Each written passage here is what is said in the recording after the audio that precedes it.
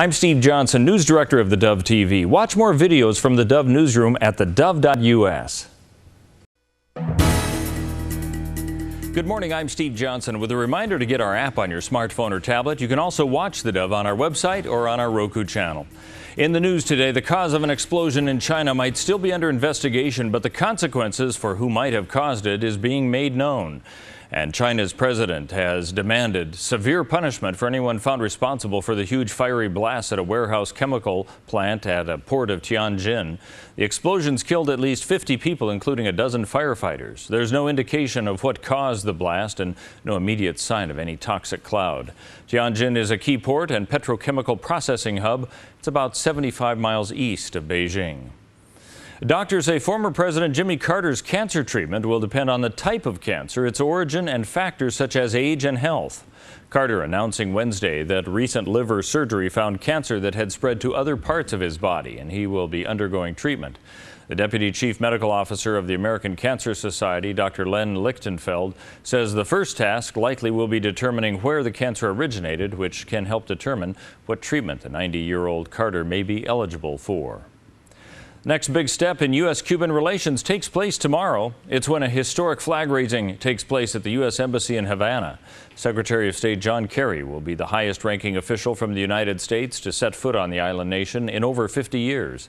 Even with a step towards normalizing relations with Cuba, human rights activist like Elizardo Sanchez does not have high hopes for changes in his country.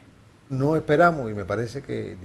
are not hoping for, and I don't think from the governments, there will be anything spectacular from the restoration of relations because the Cuban government refuses to enact the urgent reforms that Cuba needs on civil rights, politics, the economy, social and even cultural areas so that things can improve here. Now, most likely Sanchez will not be at the flag raising as the Obama administration reportedly doesn't plan to invite Cuban dissidents to the ceremony. As Oregon grows, so does the need for more efficient court systems and one that is a cost savings to taxpayers. In southern Oregon, Jackson County breaking ground for a new justice court that should be ready by the spring of 2016. It's possible through the sale of an older building that covered the new construction costs.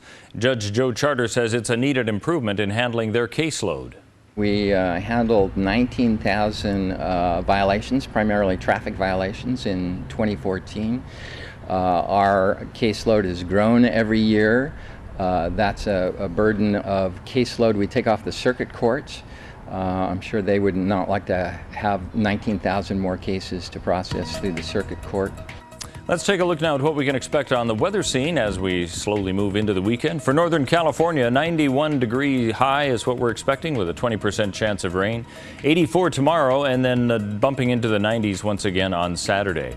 As we move into the Klamath Basin, 87 today, 75 tomorrow with sunny skies, and then up to 86 and 92 on Sunday. As we head along the Oregon coastal area, moderate temperatures in the upper 60s, low 70s. Slight chance of rain today through Monday.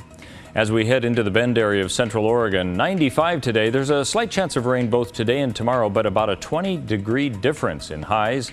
Tomorrow will only be 73 degrees, then coming back up to 82 on Saturday, 87 on Sunday. And for southern Oregon in the Medford-Grants Pass area, 95 today, 84 tomorrow. Slight chance of rain both days, 92 and sunny on Saturday. And that's a look at news and weather. You are up to date with the latest right here on the Dove.